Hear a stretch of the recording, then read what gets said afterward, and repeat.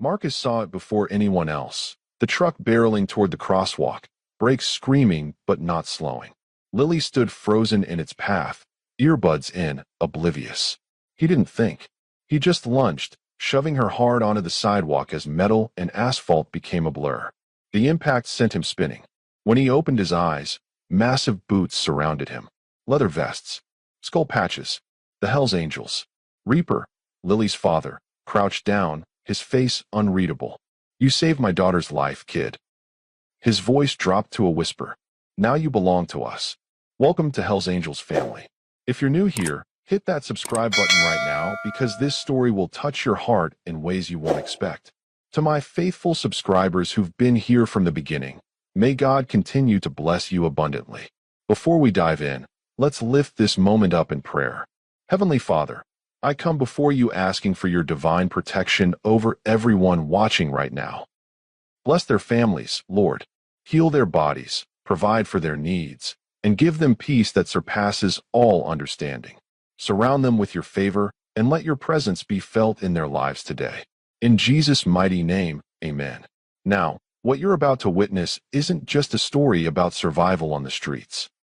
It's about a homeless boy who risked everything to save a stranger, a brotherhood bound by blood and loyalty, and a 12-year-old's desperate fight for justice when the truth about his mother's murder comes to light, and the very men who took him in hold the darkest secrets.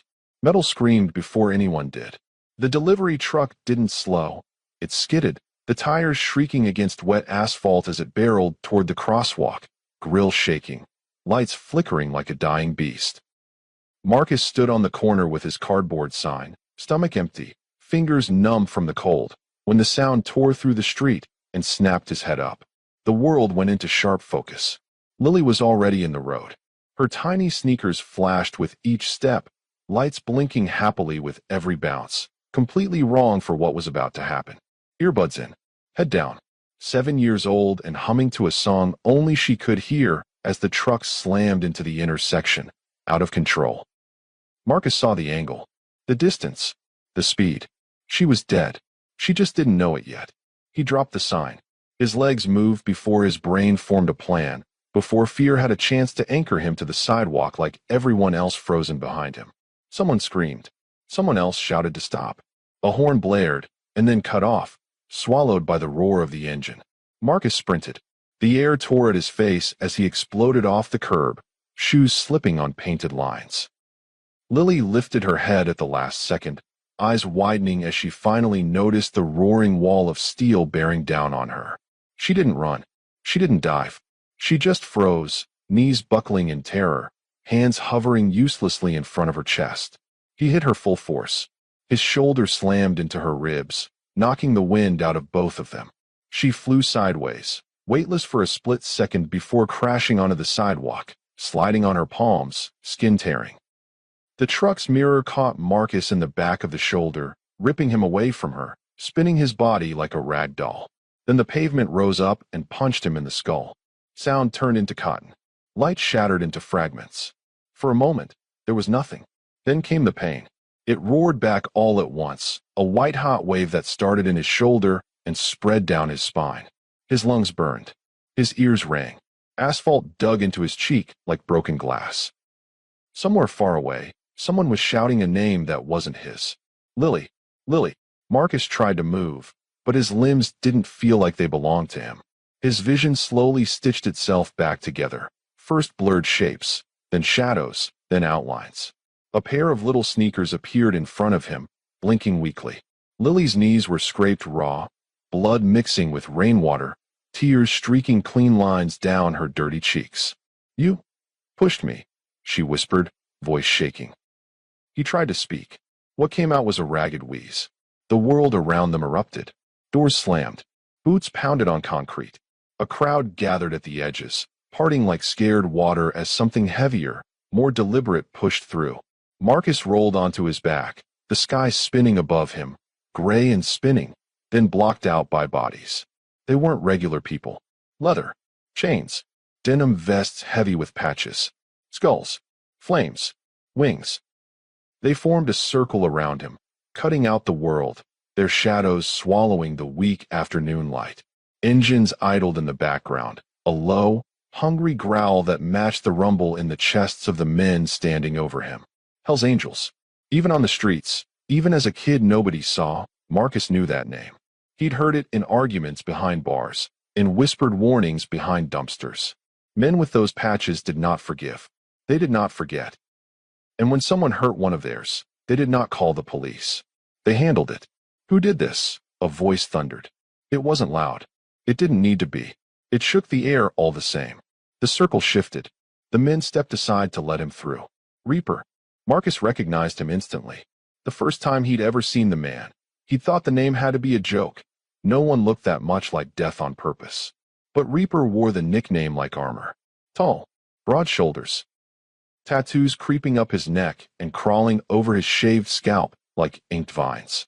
His beard was streaked with gray, his eyes a cold, sharp blue that missed nothing. He was the kind of man you saw from half a block away and decided to cross the street. Right now, he wasn't looking at Marcus. He was looking at Lily. She stood just outside the circle, shaking, her small hand pressed to her chest, as if holding her ribs in place. Her earbuds dangled uselessly from her fingers. Someone, another biker, had thrown his leather vest around her shoulders like a blanket. It swallowed her completely.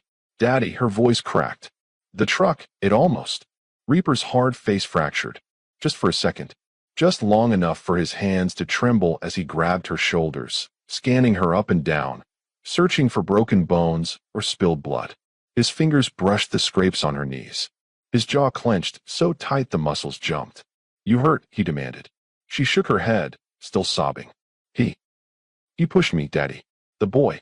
He saved me. Reaper froze. His head turned slowly, like it weighed more than his neck could hold. His gaze fell on Marcus, sprawled on the asphalt like trash, hoodie torn, cheap backpack half under his arm, dirt and blood smeared across his cheek. For the first time, Marcus wished he were invisible again. Reaper stepped into the circle until his boots were inches from Marcus's face. Up close, everything about him felt bigger. His shoulders, his silence, the weight of his presence pressing down like a storm about to break. The patch on his chest read, Reaper, Sergeant at Arms. The patch on his back screamed, Hell's Angels. Get him up, Reaper said. Hands hooked under Marcus's arms, hauling him off the ground. Pain lanced through his shoulder, and he bit down on a scream, teeth grinding so hard it felt like they'd crack. The street tilted, then steadied. The men's faces were a blur of beards, scars, and suspicion. Marcus was 12, but in their grip he felt about 6. Easy, he's a kid, someone muttered. Kid or not, he almost got Lily killed, another snarled. He saved her, Lily shot back, voice suddenly sharp. She pushed into the circle, Reaper's vest dragging behind her. The truck was going to hit me. He pushed me. It would have hit me, Daddy. All eyes swung back to Marcus. Attention had always been dangerous. On the street, attention meant questions, threats, hands reaching where they weren't wanted. He'd learned to shrink, to fold himself into doorways, to be nothing more than a blur at the edge of somebody else's day. Now there was nowhere to go. Reaper studied him, that icy gaze sweeping over Marcus's bruised face, torn hoodie, and empty hands. The man's eyes paused on the cardboard sign still lying on the sidewalk. Hungry. Anything helps. You homeless? Reaper asked. Marcus swallowed, throat dry. Yeah. How old are you? 12. A murmur ran through the circle. Marcus heard a low whistle, a curse under someone's breath. One of the bikers, older, with a faded eagle tattoo across his neck, shifted uncomfortably. 12 and already playing hero, someone said quietly. Marcus's legs shook. He didn't feel like a hero. He felt like a kid who'd been hit by half a truck and was now standing in the middle of a storm he didn't understand. You know who I am? Reaper asked. Marcus nodded, barely. You scared of me? The honest answer clawed its way up his throat. Yes, he whispered. A few of the men laughed, short and ugly. Reaper didn't. Good, Reaper said. You should be. For a long moment, nobody spoke. The idling motorcycles hummed like a distant threat, ready to erupt. Lily sniffled, holding onto the hem of her father's cut with both hands like a lifeline. Then Reaper did something nobody expected. He knelt. The circle shifted again, the men glancing at each other, thrown by the sight of their enforcer lowering himself on one knee to come level with a scrawny 12-year-old street kid. Up close, Reaper's eyes were still cold, but there was something else there now too. Something heavier. "You saw that truck coming," Reaper said, voice quieter now, but no less dangerous. "You could have run the other way. No one would have blamed you." Marcus couldn't meet his eyes. He stared at a crack in the asphalt instead. His voice caught. I couldn't let her get hit." "Why?" Reaper pressed. "Because my mom died in the street while people watched and nobody did anything." The memory flashed like a knife. His mother's body on the pavement. The sirens that came too late. The way everyone had stepped back instead of forward. How he'd sworn, with his small fists balled and his heart broken, that if he ever saw something like that again, he would move. He would not be like them. Marcus's jaw tightened. "Because someone should do something," he muttered. "No one ever does." Reaper's gaze sharpened. The man reached out. Marcus flinched, instinctive, expecting a blow. Instead, Reaper's hand clamped gently but firmly over Marcus's uninjured shoulder. His grip was heavy, immovable, like a chain being laid around Marcus without his consent. "You nearly died for my little girl," Reaper said. "You understand what that means?" "And no," Marcus said, though part of him suspected he did. "In our world," Reaper continued, eyes never leaving Marcus's, "debts are paid. Blood for blood. Life for life. You saved Lily's life." Marcus's heart hammered. The circle of men leaned in, their faces hard, unreadable. "So what happens to me now?" Marcus asked. "If this were your kid, or your little sister, would you want someone to step in? Subscribe so you never look away again." Reaper's fingers tightened on his shoulder. "Now," Reaper said slowly, "you belong to us." The words hung in the air like a sentence. Marcus's stomach dropped. "What does that mean?" Reaper didn't answer right away. He stood, towering over Marcus again, and turned to address the circle. "This kid is under my protection," he announced. "Anyone touches him, they answer to me." The effect was instant. The men straightened. Some nodded. Others frowned, exchanging uneasy looks. Protecting a homeless kid wasn't standard business. Tying the club to a 12-year-old stranger was even less so. One of the younger bikers stepped forward, brow furrowed. "Reaper, with all due respect, we don't know him. For all we know, this is some kind of setup." "You think a 12-year-old set up a runaway truck?" Reaper snapped. Silence. The younger biker looked away. Lily moved closer to Marcus, her shoulder brushing his. She smelled like cotton candy and engine grease. Her hand found his for a second, small fingers squeezing once before she let go, as if afraid someone might see. "Thank you," she whispered. Marcus didn't know what to do with gratitude. Nobody thanked him for anything. He'd get yelled at for loitering, ignored when he asked for spare change, kicked awake if he slept too close to a store. But thank you? It felt heavier than Reaper's hand. "What's your name, kid?" Reaper asked. "Marcus," he said. "All right, Marcus." Reaper took a breath, the kind of breath men take before they say something they can't take back. "You're coming with us." Marcus's spine turned to ice. "With you? You can't go back to whatever alley you crawled out of," Reaper said. "Whoever owns that truck is going to have questions. And if they find out you're the reason their insurance just went up and their life's a mess, they'll come looking. Out there, you're alone. With us, you're not." The idea of going anywhere with these men should have terrified him more than anything. Hell's Angels, criminals, rumors of violence, of deals made in the dark. Every survival instinct screamed to run. But another part of him, smaller and more dangerous, whispered something else. When was the last time anyone said you weren't alone? Have you ever had one choice that could change your whole life? Or end it?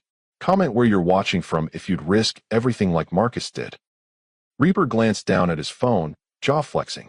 Then he lifted it to his ear and turned slightly away, though his eyes never fully left Marcus. "Yeah," he said into the receiver. "It's me. We've got a situation." "No, not that kind. A kid, 12, saved Lily from getting flattened." "Yeah, I know. Listen, we owe him. And I don't leave debts unpaid." Marcus watched the other men while Reaper talked. Some studied him with curiosity, others with thinly veiled resentment. He was stepping into something he didn't understand, and even at 12, he knew that walking into a world like theirs meant there was no easy exit. Reaper ended the call and slid the phone back into his pocket. "Who was that?" one of the bikers asked. Reaper's eyes were dark now, something unreadable simmering beneath the surface. Someone who needs to meet this kid, he said. Then he looked straight at Marcus, and for the first time since the truck, Marcus felt a different kind of fear. One that had nothing to do with dying in the street, and everything to do with living past today. Marcus, Reaper said calmly, you just changed more than one life today. You don't even know how bad yet. He stepped closer, his shadow falling completely over the boy. But you're about to find out. Reaper nodded to the others. Engines revved to life in the background, loud and hungry. Put him on the bike, Reaper ordered. We're going to the clubhouse. Marcus's breath hitched. Clubhouse. He'd heard that word whispered like a warning. A place outsiders didn't go. A place where decisions were made that never saw daylight. Hands guided him toward a roaring motorcycle. Lily hurried alongside, eyes wide and worried. Reaper swung a leg over his bike, the engine's rumble matching the steady, deadly rhythm of his heart. Don't worry, Reaper said, almost gently. We take care of our own. Marcus hesitated, heart pounding against his ribs like it was trying to break free. Then he climbed on behind the man called Reaper, gripping the worn leather, feeling the machine vibrate under him, knowing that whatever waited at that clubhouse would change everything. As the bikes roared away from the blood-stained crosswalk, one truth settled in his chest like a stone. For the first time since his mother died, Marcus wasn't invisible. He was in their world now, and their world did not let go. Marcus had never seen so many skulls in one place. They watched him from patches on denim, from tanks lined against the wall, from murals sprayed across cracked brick, grinning, smoking, winged, flaming. All of them screamed one thing. This was not a place for kids. The Hells Angels clubhouse sat at the edge of an industrial wasteland, where the city stopped pretending to care. Fences leaned, barbed wire sagged, and train tracks cut the land into forgotten pieces. The convoy of bikes rolled through a wide metal gate scabbed with rust, engines snarling, exhaust hanging thick in the air. Marcus clung to Reaper's cut as the bike lurched over broken pavement and came to a stop in the middle of the lot. His legs trembled when he climbed off, muscles still buzzing from the ride. The world felt too loud. Engines cutting off, helmets clanking, gravel crunching under boots. Eyes. They were everywhere again. Every man who stepped off a bike or out of the shadows looked at Marcus like he was a grenade someone had lobbed into their home. Small, harmless looking, and maybe seconds away from exploding. Inside, Reaper said, jerking his chin toward the building. The clubhouse door was thick metal disguised as wood, scarred with years of fists and boots. A man the size of a refrigerator stood beside it, arms like tree trunks crossed over his chest. His vest read Ox. He looked Marcus up and down, lip curling. This the kid? Ox asked. Reaper nodded. Where's Vandal? In church, Ox said. They're already waiting. Marcus's stomach flipped. Church. He pictured stained glass and candles. One glance at Ox's expression told him this was something else entirely. Reaper put a hand on Marcus's back and steered him forward. The pressure was firm, almost reassuring, but the message was clear. There was no turning around. The clubhouse swallowed them. Inside, the air changed. It smelled like oil, cigarettes, sweat, spilled beer, and something older, like secrets that never saw daylight. Neon signs buzzed above a long bar. Pool tables sat under hanging lamps. Posters of half-dressed women warred for space with memorial photos framed in black. But Marcus barely saw any of it. His attention snapped to the closed double doors at the far end. Above them, in bold black letters on white, Church, members only. Reaper led him straight there. You can't bring him in there. A voice objected from somewhere behind them. Marcus turned. A thin, tattooed man with a long braid and sharp eyes stood by the bar, a cue in hand. His bottom rocker read Nomad, and his name patch said Riggs. He looked at Marcus like he was a stain on the floor. He saved Lily, Reaper said without breaking stride. Yeah, I heard, Riggs shot back. That doesn't make him a member. He's my business, Reaper said. Your business becomes the club's problem once you drag it through that door. Reaper stopped. The silence pressed in. A few men shifted, watching. Vandal wanted to see him, Reaper said. You got a problem with that. You take it up with the president. Riggs opened his mouth like he was going to push it further. Then he thought better of it. He clicked his tongue, rolled his eyes, and turned away. Reaper looked down at Marcus. Rule 1, he said quietly. In this place, everything is about respect. You don't speak unless spoken to. You don't touch anything. You don't run. Understand? Marcus nodded, throat dry. Good, Reaper said. Because whatever happens next, you're being measured. He pushed the doors open. The church room was different from the rest of the clubhouse. It was quieter, heavier, like the air itself knew better than to move without permission. A long wooden table dominated the center, surrounded by chairs. Some were plain. Others had higher backs, carved with care. At the head of the table sat Vandal. Marcus recognized him from whispers and distance. This was the man whose name people said softer, whose decisions echoed long after he'd left a room. In person, he was both more and less than the rumors. Mid-50s, lean where others were thick, with silver running through his hair and beard. His eyes were the color of cigarette smoke, and just as forgiving. On his chest, President. Around the table sat the patch holders, men with years of grime and loyalty baked into their leather. No one spoke when Marcus entered. They just watched. Reaper guided Marcus to stand beside him, halfway down the table. This him? Vandal asked. Reaper nodded once. This is Marcus. Vandal leaned back in his chair, studying the boy. You know where you are, Marcus? In your clubhouse, Marcus said softly. A few men smirked. Vandal didn't. You know who we are? Vandal pressed. Hell's Angels, Marcus replied. I've seen you around. And you still ran into traffic for one of ours? Vandal asked, one brow lifting. Knowing that if you died, nobody would even ask your name? The truth stung. It showed on Marcus's face before he could hide it. I didn't think about it, he admitted. I just saw her. And the truck. And I moved. Silence settled again, thicker this time. One of the men near the end of the table, older, with a patch that said Judge, tapped his fingers against the wood. You been on the street long? Judge asked. 8 months, Marcus said. Family? None. Reaper's jaw tightened slightly at that, but he said nothing. Vandal's gaze sharpened. You a thief, Marcus? Marcus hesitated. Lying felt pointless. These men looked like they could smell it. Sometimes, he whispered. When I have to. Vandal nodded slowly, as if he'd expected that. Violent. Marcus considered. He'd fought other kids over food, over space near warm vents. He'd never looked someone in the eye and hurt them just to watch them break. Only when people try to take my stuff, Marcus said.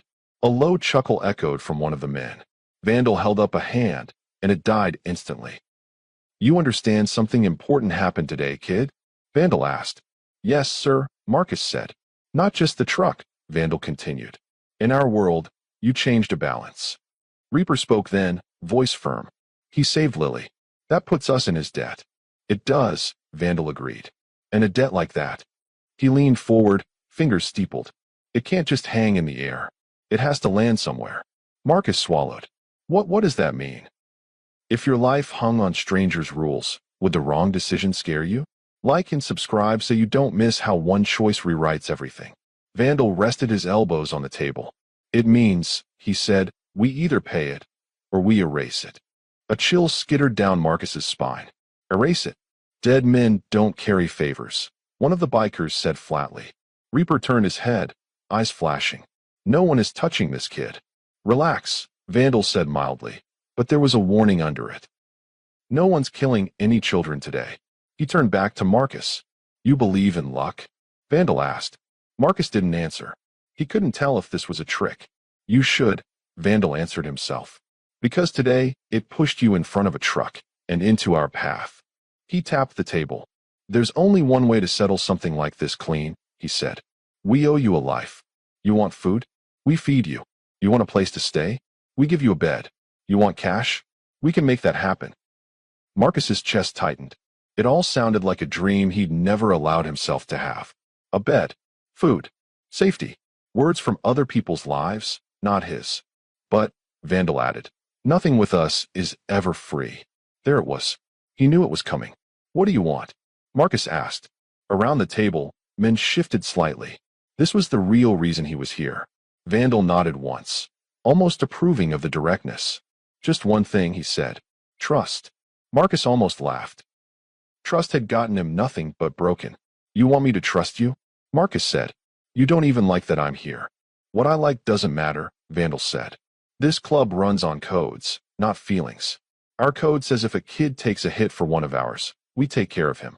Our code also says we don't leave loose ends. Loose ends, Marcus echoed. Vandal's eyes hardened. You saw us, he said. Our faces, our vests, our clubhouse. You know where we are. You know we took you in. That makes you a witness, and in our world, witnesses are problems. Marcus's throat closed. So you're saying if I leave, you become a danger, Vandal finished. Maybe not today, maybe not tomorrow, but one day, some cop, some rival, some idiot on the street is going to ask you what you've seen. And hungry, cold, scared people talk. I wouldn't, Marcus said quickly. Everybody says that, Judge murmured. Vandal shook his head. We don't gamble on wouldn't, kid. We deal in what is.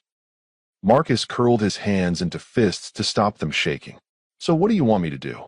Vandal let the question hang, savoring the tension. You stay, he said. Here, with us, under Reaper's watch. You eat. You sleep with a roof over your head. You follow rules. You don't talk about anything you see beyond these walls. Ever. And if I say no? Marcus asked, voice barely above a whisper. Then we find another way to erase the debt, Vandal said calmly. You walk out of here with nothing. No food. No protection. You go back to whatever corner you were freezing on. And if trouble comes looking for the kid who stopped a truck in front of a pack of angels. His gaze turned lethal. You're on your own. The room seemed to shrink. It wasn't really a choice. Not a fair one. But survival had rarely come wrapped in fairness. Reaper spoke for the first time since they'd entered church.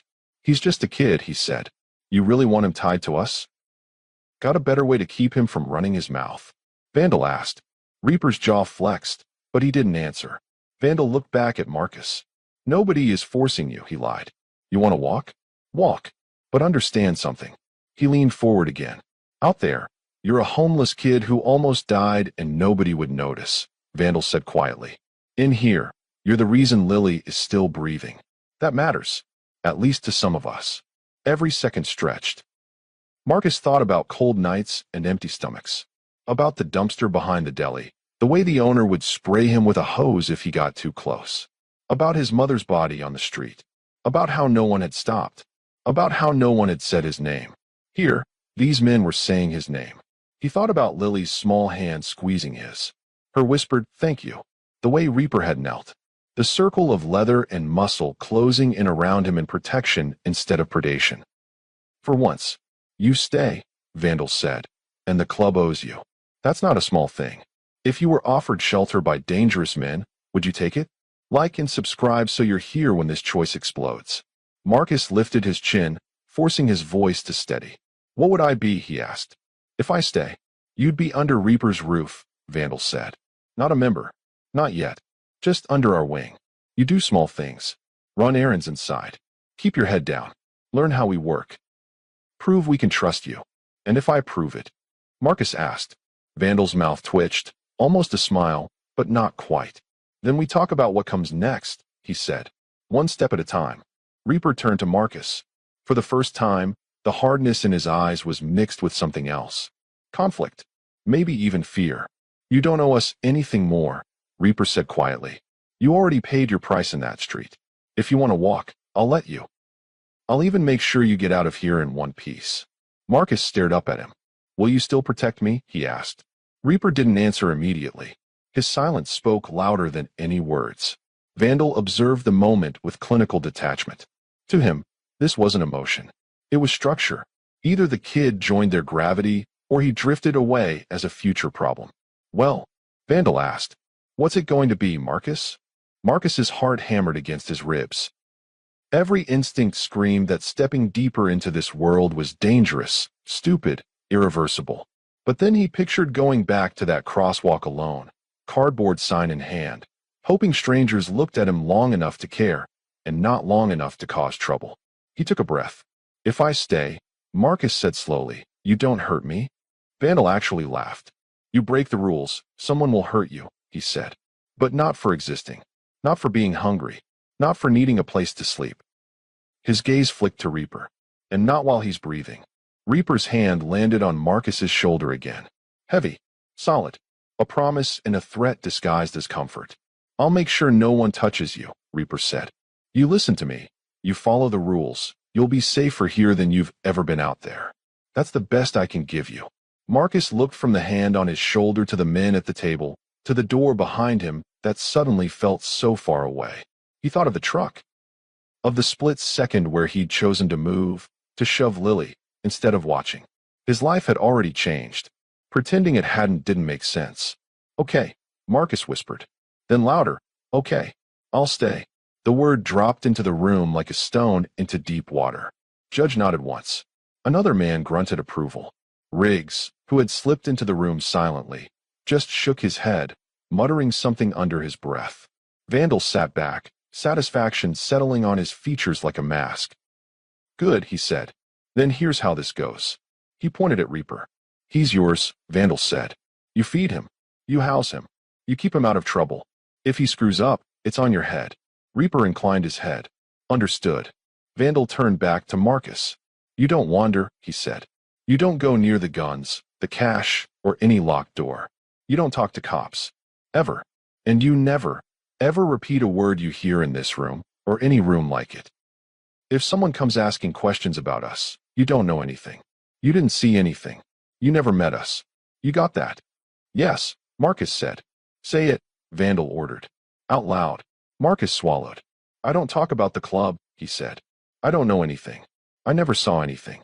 Good, Vandal said. Reaper, get him cleaned up. Get him clothes.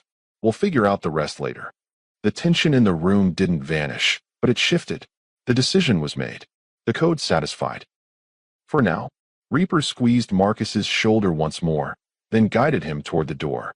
As they stepped out of church and back into the louder, grittier hum of the clubhouse, the reality of what he'd just agreed to settled over Marcus like a second skin. He wasn't just a homeless kid anymore. He was under the wings of the Hells Angels. And in their world, wings could turn into chains faster than he could run. The package sat on Marcus's lap like a loaded gun. It wasn't heavy. That was the part that made his stomach twist. Whatever Vandal wanted delivered across town weighed maybe a pound, wrapped in brown paper and sealed with duct tape. No address. No name. Just coordinates scribbled on the back in black marker. Marcus sat on the edge of a narrow cot in a room above the clubhouse garage, staring at the package like it might suddenly explain itself. It didn't. 3 days. That's how long he'd been here. 3 days of sleeping under a roof that didn't leak, eating food that wasn't half-rotted, wearing jeans that actually fit. Reaper had handed him clothes without ceremony. 2 shirts, 2 pairs of jeans, socks, underwear, a jacket that smelled like motor oil and cigarettes. Marcus hadn't asked where they came from. He'd learned quickly, you didn't ask questions in this world. You just nodded and moved forward. The door opened without warning. Marcus flinched, shoving the package under his pillow on instinct. Reaper stepped inside, eyebrow raised. Jumpy, he observed. Didn't hear you, Marcus muttered. That's the point, Reaper said. He crossed his arms, leaning against the doorframe. Vandal tell you what's in it. Marcus shook his head. Good, Reaper said. That means you're learning. Marcus pulled the package back out, turning it over in his hands. The tape was smooth, industrial. No seams. Whoever wrapped this didn't want it opened. What if someone asks what I'm carrying? Marcus asked. Tell them it's none of their business, Reaper said flatly. You're not a dealer. You're not a mule. You're just a kid running an errand for his uncle. Keep it simple. Keep it boring. Marcus nodded slowly, but his hands wouldn't stop shaking. Reaper noticed. He stepped closer, crouching so they were eye level. You scared? Reaper asked. Yes, Marcus admitted. Good, Reaper said again. Fear keeps you sharp.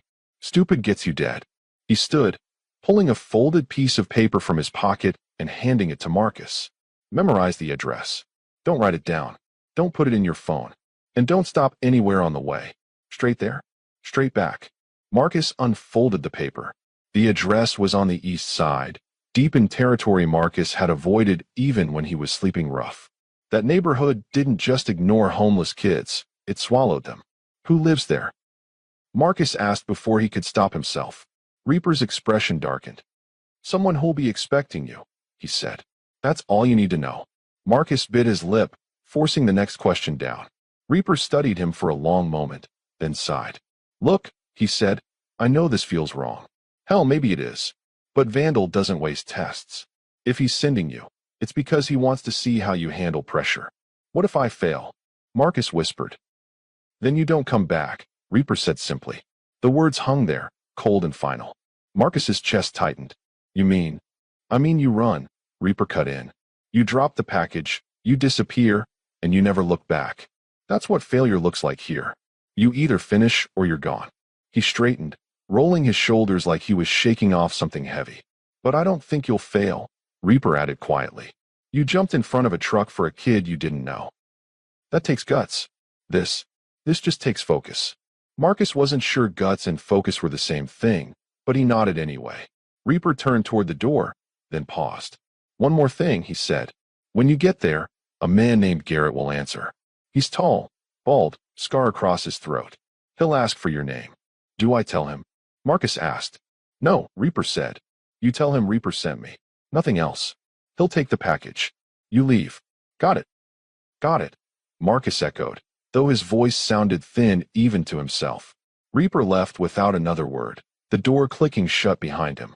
Marcus sat alone with the package. He told himself not to open it. He told himself it didn't matter what was inside. He told himself trust meant not asking questions. But his hands were already peeling back the edge of the tape. The paper tore easily. Inside was a manila envelope, unsealed. Marcus's heart hammered as he pulled it open and looked inside. Not drugs. Not money. A photograph. He pulled it out carefully, breath catching in his throat. The woman in the picture was young, maybe late 20s, with dark hair pulled into a messy bun and eyes that looked tired but kind.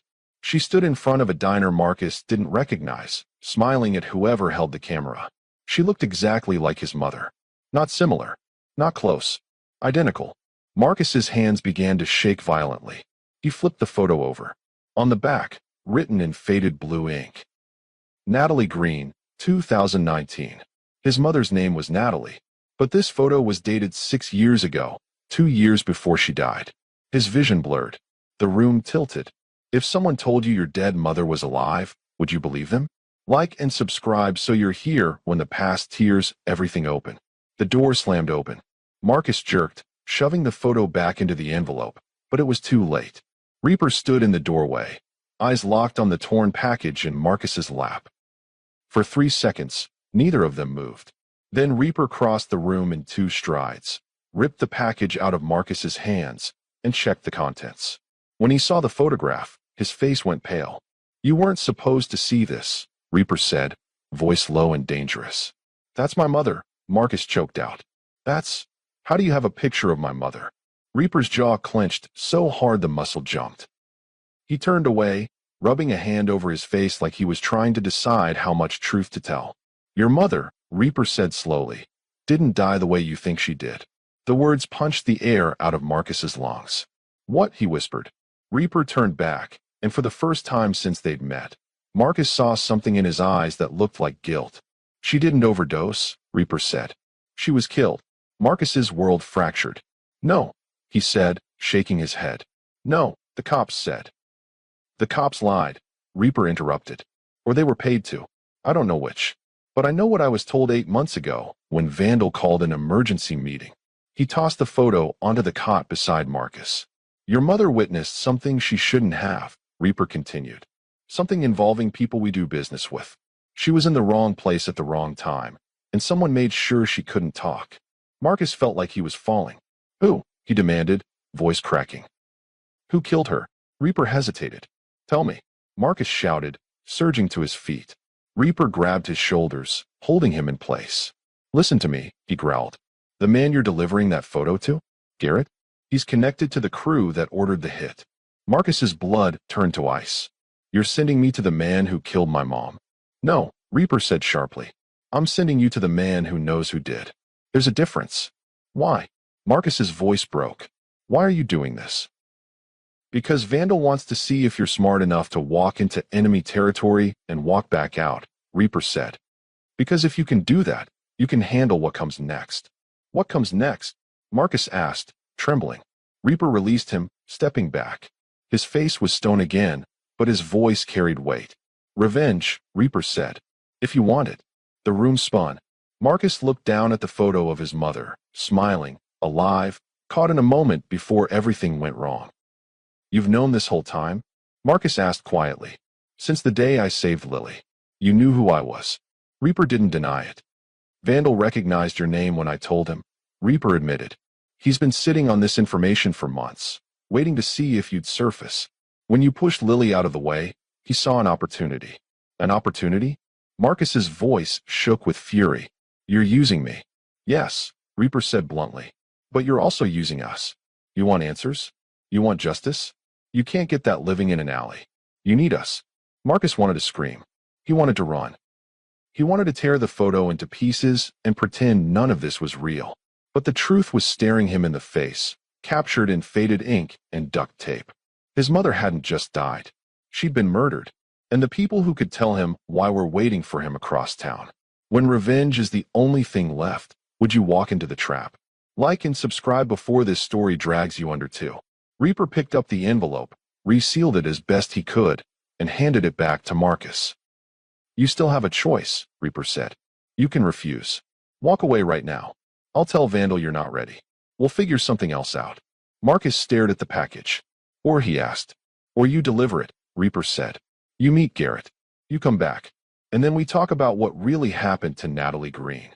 Marcus's hands curled into fists. He thought about his mother's body on the pavement. The way the cops had barely looked at him when they told him she was gone. The way the system had shrugged and moved on like her life didn't matter. If the angels knew the truth, if they had names, faces, proof, then walking away meant letting her killers breathe easy. He couldn't do that. "I'll go," Marcus said, voice steadier than he felt. Reaper nodded slowly, then memorized the address. "And Marcus?" Marcus looked up. "When you meet Garrett," Reaper said, "don't ask questions. Don't react. Just hand over the package and leave. If he knows you opened it, if he sees recognition in your eyes, you won't make it out of that house." Marcus swallowed hard. Understood. Reaper lingered in the doorway, something unreadable crossing his face. "For what it's worth," he said quietly, "your mother didn't deserve what happened to her." Then he was gone. Marcus sat alone again, the photograph burning a hole in his pocket and the address seared into his mind. He wasn't just running an errand anymore. He was walking into the mouth of the beast that had destroyed his life. And whether he came out whole or broken depended entirely on how well he could lie to the man who knew the truth. He pulled on his jacket, tucked the package under his arm, and headed for the door. Somewhere across town, Garrett was waiting. And with him, the answers Marcus had been bleeding for since the day his mother died. The house looked like it was built from bad decisions. Cracked vinyl siding, sagging porch, windows covered with blankets instead of curtains. The lawn was dirt and weeds, scattered with car parts that would never see an engine again. A chain-link fence leaned in sections, held together by rust and spite. Marcus stood across the street, package tucked under his arm, heart hammering so loud he was sure someone would hear it. This was the address. He'd memorized the route exactly. 3 bus transfers, 22 blocks on foot, past neighborhoods that made his old corners look safe. No one had followed him. At least, no one he'd noticed. But the weight of the photograph in his pocket made him feel exposed, like everyone who looked at him knew what he was carrying. He forced himself to breathe. Reaper's words echoed, "Don't react. Hand it over. Leave." Marcus crossed the street. The porch steps groaned under his weight, wood soft with rot. He raised his fist to knock, hesitated, then forced himself to do it. 3 solid raps. Silence. Then footsteps. Heavy, deliberate, the kind that didn't hurry for anyone. The door cracked open. The man who answered matched Reaper's description perfectly. Tall, bald, with a scar that cut a pale line across his throat like someone had tried to open him once and failed. His eyes were flat, the kind that had seen too much and felt too little. "Garrett." "Yeah." His voice was gravel scraped over concrete. Marcus swallowed. "Reaper sent me." Garrett's eyes narrowed, flicking down to the package, then back to Marcus's face. He studied him for too long, long enough that Marcus's palms started sweating. "You're a kid," Garrett said. Marcus didn't respond. Reaper hadn't told him what to say to that. Garrett grunted, stepping aside. "Inside." Marcus froze. "I'm just supposed to drop it off." "Inside," Garrett repeated, his tone leaving no room for argument. Every instinct screamed at Marcus to run, but running meant failing. Failing meant never getting answers, never knowing who killed his mother. He stepped inside. The house smelled like mildew and stale smoke. The living room was barely furnished, a couch with springs poking through, a coffee table scarred with cigarette burns, a TV playing the news on mute. Two other men sat on the couch, both watching Marcus like wolves sizing up a rabbit. Garrett closed the door behind him. The lock clicked. Marcus's stomach dropped. Reapers using kids now? One of the men asked, amused.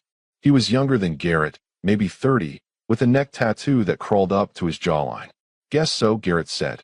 He held out his hand. Package. Marcus handed it over, keeping his face neutral even though his pulse was screaming. Garrett turned the package over, inspecting the torn edge where Marcus had peeled back the tape. His jaw tightened. Someone opened this, Garrett said quietly. Marcus's throat closed. Not me, he lied. It was like that when I got it. Garrett's eyes locked onto his, cold and calculating. You sure about that? Yes, Marcus said, fighting to keep his voice steady. The silence stretched. Then Garrett smiled. Thin, humorless, dangerous. Relax, kid, he said. I'm just messing with you. He tore the rest of the packaging off and pulled out the envelope. Marcus watched, heart in his throat, as Garrett opened it and slid the photograph out. His reaction was immediate. Garrett's face went hard, the smile vanishing like it had never existed. He stared at the photo for a long moment, then looked back at Marcus with new eyes. Where'd Reaper get this? Garrett asked. I don't know, Marcus said. I just deliver. Uh-huh, Garrett said slowly. He handed the photo to the man with the neck tattoo. Recognize her? The man glanced at it, then shook his head. Nope. Liar. Marcus saw it in the split-second hesitation, the way the man's fingers curled just a little tighter around the edges of the photo. He knew exactly who she was. When liars hold the only truth you need, how far would you go? Like and subscribe so you're here when everything explodes. Garrett turned back to Marcus. How old are you? 12, Marcus said. 12, Garrett repeated, shaking his head. And Reaper's got you running errands into hostile territory. That's cold, even for him. Marcus didn't respond. He just wanted to leave. But Garrett wasn't done. You know what this is about? Garrett asked, gesturing with the photo. No, Marcus said. Good, Garrett said. Keep it that way. Curiosity gets kids like you killed. The words landed like a punch. Marcus forced himself not to flinch. Garrett stepped closer, close enough that Marcus could smell the cigarette smoke clinging to his clothes. You ever hear the name Natalie Green? Garrett asked, voice low. Marcus's blood turned to ice. He wanted to scream, that's my mother. He wanted to lunge at Garrett, to grab him by the throat and demand answers. But Reaper's warning burned in his mind. If he knows you opened it, you won't make it out. So Marcus lied. No, he said, meeting Garrett's eyes. Never heard it. Garrett stared at him for what felt like an eternity. Then he laughed, short, sharp, ugly. You're a good liar, kid, Garrett said. That'll keep you alive. For a while. He stepped back, folding the photo and slipping it into his pocket. Tell Reaper we're square, Garrett said. And tell him if he sends another kid into my house, I'm keeping them. Marcus nodded, turning toward the door. One more thing, Garrett called. Marcus stopped, hand on the doorknob. You ever want to know what really happened to Natalie Green? Garrett said, voice dripping with mock sympathy. You come back. Alone. I'll tell you everything. Marcus's hand tightened on the knob. Why would I care? He forced out. Garrett smiled, cold and knowing. Because you got her eyes, kid. And kids don't forget their mothers. The air left Marcus's lungs. Garrett knew. He'd known the whole time. Marcus yanked the door open and walked out, forcing himself not to run, not to look back, not to give Garrett the satisfaction of seeing fear. But his hands were shaking so badly he could barely shove them into his pockets. He made it 3 blocks before he had to stop, leaning against a graffitied wall, gasping for air like he'd just surfaced from drowning. Garrett knew who he was, which meant Reaper had sent him into that house knowing he'd be recognized, which meant this wasn't a test. It was bait. Marcus's mind raced. If Garrett knew, then whoever killed his mother knew. And if they knew a 12-year-old kid was asking questions, they'd come for him. The angels weren't protecting him. They were using him as a target. If the people who saved you are the ones using you, who do you trust? Like and subscribe before the betrayal cuts deeper. Marcus pushed off the wall and started walking. Faster now, scanning every shadow, every car, every face. He had to get back to the clubhouse. He had to confront Reaper. He had to. A hand clamped over his mouth from behind. Marcus's scream died in his throat as he was dragged backward into an alley, kicking, clawing, fighting with everything he had. A voice hissed in his ear, young, female, urgent. Stop fighting, you idiot. I'm trying to help you. Marcus froze. The hand released him. He spun around, fists raised. A girl stood in front of him, maybe 14, with sharp eyes and a hoodie pulled low. She looked like she'd been living rough. Dirty jeans, scuffed boots, a bruise fading on her cheekbone. Who the hell are you? Marcus demanded. Lily's cousin, the girl said. My name's Kat. Marcus blinked. What? Lily sent me. Kat said quickly. She couldn't come herself.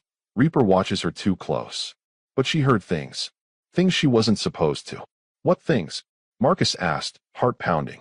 Kat glanced over her shoulder, then back at him. Reaper didn't tell you the truth, she said. The man you just met, Garrett, he didn't kill your mom. He was there, yeah? But he didn't pull the trigger. Marcus's chest tightened. Then who did? Kat's expression darkened. Vandal, she said. The word hit Marcus like a sledgehammer. What? He whispered. Vandal ordered the hit 8 months ago, Kat said. Your mom saw a deal go bad. Saw Vandal shoot someone in cold blood. She was a witness. So he had her killed and made it look like an overdose. Marcus's knees buckled. He caught himself against the alley wall, vision swimming. Reaper knew? Marcus asked. Kat nodded. Reaper's been covering for Vandal for years. That's how the club works. You protect the president. No matter what. Then why bring me in? Marcus choked out. Why tell me anything? Because Reaper's son tried the same thing 5 years ago, Kat said. He found out Vandal killed an innocent woman. He threatened to go to the cops. And Vandal put a bullet in his head. Marcus's world tilted. Reaper's been broken ever since, Kat continued. He hates Vandal. But he's too scared to move against him. So when you showed up, when you saved Lily, Reaper saw a second chance. A second chance for what? Marcus whispered. Kat's eyes were hard, haunted. To use you the way Vandal used him, she said. To send you after Vandal. To let you do what he couldn't. Marcus stared at her, the betrayal settling into his bones like poison. Lily wanted you to know, Kat said. Before you walk back into that clubhouse and get yourself killed. She pulled a folded piece of paper from her pocket and pressed it into Marcus's hand. This is an address, she said. Someone who can help you. Someone outside the Angels. You go there tonight. You might survive this. She stepped back, melting into the shadows. Wait, Marcus started. But she was already gone. Marcus stood alone in the alley, the paper crumpled in his fist, the truth burning through him like acid. Reaper had lied. Vandal was the killer. And Marcus was standing in the middle of a war he didn't understand, with a target painted on his back. He looked down at the address in his hand. Then he looked back toward the clubhouse, where Reaper was waiting. One choice, one direction, and no way to know which one would keep him alive. Marcus chose the clubhouse. Not because he trusted Reaper. Not because he believed the Angels would protect him. But because running meant his mother's killer walked free, and he'd already decided that wasn't an option. The sun was setting when he walked through the gate, casting long shadows across the lot. Bikes sat in rows like iron soldiers. A few men loitered near the entrance, smoking, their eyes tracking Marcus as he passed. No one stopped him. No one spoke. They were waiting. Inside, the clubhouse was quieter than usual. No music. No pool games. Just the low hum of tension vibrating through the walls. Marcus walked straight to the church doors and pushed them open. Vandal sat at the head of the table. Reaper stood beside him, arms crossed, jaw tight. The other patch members filled the remaining chairs, Judge, Ox, Riggs, and a few others Marcus didn't know by name.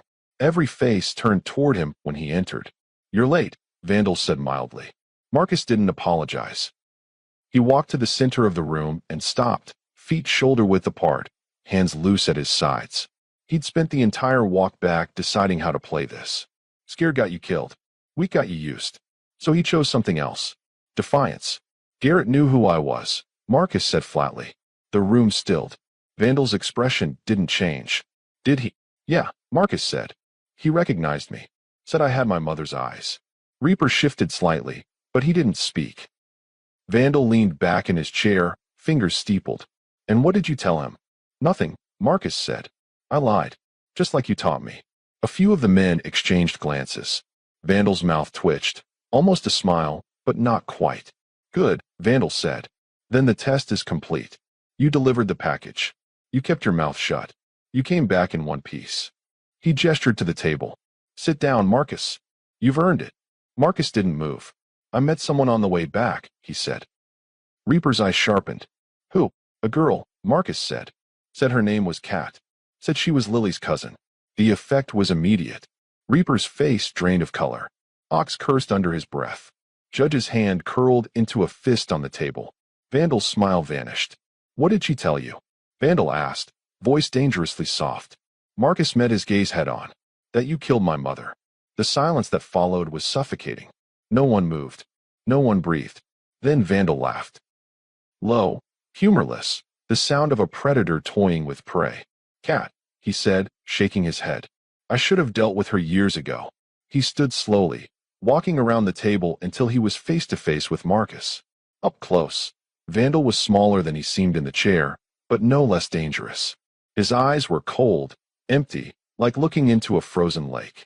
Your mother was a loose end, Vandal said calmly. She saw something she shouldn't have. She became a problem. I solved it. The admission hit Marcus like a physical blow. You murdered her, Marcus whispered. I protected this club, Vandal corrected. That's what a president does. He makes the hard calls. He does what needs to be done so everyone else stays safe. Marcus's hands curled into fists. She was innocent. She was a witness, Vandal said. And witnesses talk. Your mother would have gone to the cops. She would have buried us. So I buried her first. Rage erupted in Marcus's chest, white-hot and blinding. He lunged. He didn't get far. Reaper grabbed him from behind, arms locking around his chest, lifting him off the ground. Marcus thrashed, kicking, screaming, but Reaper's grip was iron. Let me go, Marcus roared. Let me go, you coward. Marcus, stop, Reaper hissed. You knew. Marcus screamed. You knew the whole time, and you used me. You're just as guilty as he is. Reaper's arms tightened, but Marcus felt them trembling. Vandal watched the display with clinical detachment. Reaper, he said quietly, put the kid down. Reaper hesitated. Put him down, Vandal repeated. Reaper released him. Marcus stumbled forward, chest heaving, tears burning his eyes. You're angry, Vandal said. I get that. But anger without power is just noise, kid. And right now, you've got no power here. Then kill me. Marcus spat. Do it. Just like you did to her. Vandal tilted his head, studying him. I could, he said. Easily. But that would be a waste. He stepped closer, voice dropping. You want revenge? Vandal asked. You want justice for Natalie Green? Then stop crying like a child and start thinking like a man. Marcus glared at him, fist shaking. You've got two choices, Vandal said. Option 1. You walk out of here right now. You disappear. You live whatever life you can scrape together, knowing I'm still breathing and your mother's killer never paid. He paused. Option 2. Vandal continued. You stay. You play along. You keep your mouth shut. You earn your place in this club. And one day, when you're strong enough, smart enough, dangerous enough, you make your move. Marcus's breath caught. You're telling me to kill you? I'm telling you to grow up first, Vandal said. Because right now, you're just a 12-year-old kid with a grudge. I've buried 100 of those. When the man who destroyed you offers you the weapon, do you take it?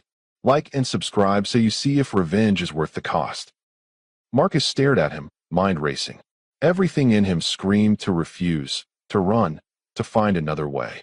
But the truth was, Vandal was right. He had no power, no allies, no plan. If he walked out, he'd spend the rest of his life looking over his shoulder, waiting for Vandal to decide he was too dangerous to leave alive. But if he stayed, there's a third option, a voice said from the doorway. Every head turned. Reaper stepped forward, his face pale but resolute. What are you doing? Vandal asked, irritation creeping into his voice. Something I should have done 5 years ago, Reaper said. He pulled a gun from the back of his jeans and aimed it directly at Vandal's chest. The room erupted. Men shouted. Chairs scraped. Hands reach for weapons. Everybody freeze. Reaper roared. The authority in his voice cut through the chaos. The men stopped, hands hovering near holsters, eyes darting between Reaper and Vandal. Vandal didn't flinch. He just stared at Reaper, disappointment etched into his features. "You're really doing this?" Vandal asked quietly. "You killed my son," Reaper said, voice shaking. "You put a bullet in his head because he threatened to tell the truth. And I let you. I stood by and let you murder him because I was too scared to stop you." His finger tightened on the trigger. "I'm not scared anymore," Reaper said. Vandal's eyes flicked to Marcus. "You see what you've done, kid? You've broken him." "No," Reaper said. "He reminded me what I lost." He cocked the hammer. "Last words?" Reaper asked. Vandal smiled. Thin, bitter, final. "You won't survive this," he said. "The club won't forgive you." "I don't need forgiveness," Reaper said. "I need sleep." The gunshot cracked through the room like thunder. Vandal dropped. Blood pooled beneath him, spreading across the floor in dark, lazy rivers. His eyes stayed open, staring at the ceiling, empty. No one moved. Reaper lowered the gun, hands shaking violently now. He looked at the other men, at Judge, at Ox, at Riggs, waiting for the retaliation. But it didn't come. Judge stood slowly, eyes on Vandal's body. "He killed Reaper's kid," Judge said quietly. "That was always going to come back." Ox nodded. "Code says debts get paid." One by one, the men stood, not to attack Reaper, but to acknowledge what had just happened. Vandal was dead. The president was gone, and the club would rebuild. Reaper turned to Marcus, eyes hollow. "It's done," he said. "Your mother's been avenged." Marcus stared at Vandal's body, waiting to feel something. Relief. Satisfaction. Closure. But all he felt was empty. "What happens now?" Marcus asked. Reaper holstered the gun and crouched in front of him, meeting his eyes. "Now," Reaper said, "you decide who you want to be. You can walk away from this life. I'll make sure you're safe. Or you can stay. Be part of this family. Learn what it means to ride with the angels."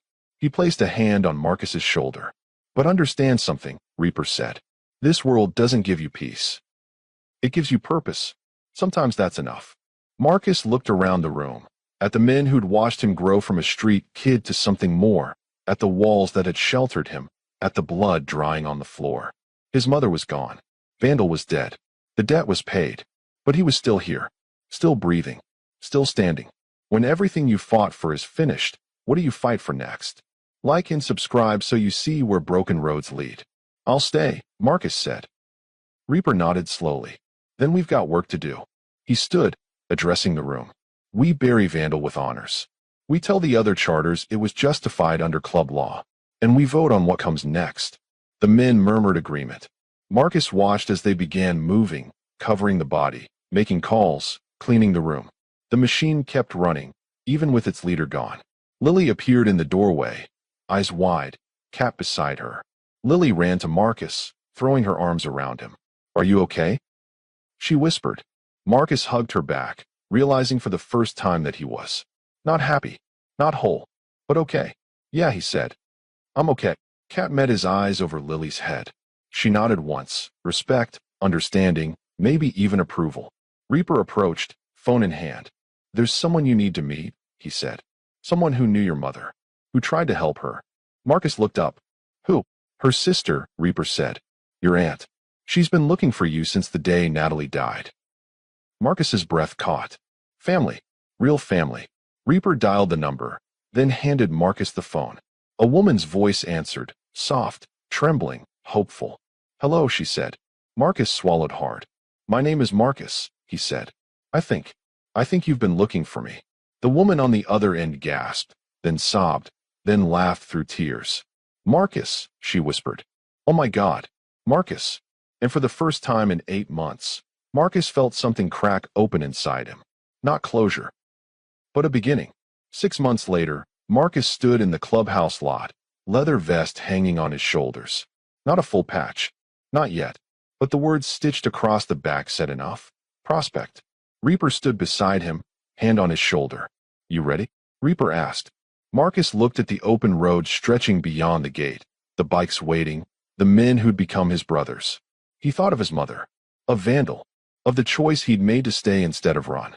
"Yeah," Marcus said. I'm ready. Reaper grinned. Then let's ride. The engines roared to life. And Marcus, no longer homeless, no longer invisible, no longer just a kid who saved a girl, climbed onto his bike and rode into the world he'd chosen. A world where debts were paid in blood, where loyalty was earned in fire, and where a 12-year-old boy had become something more. He became family.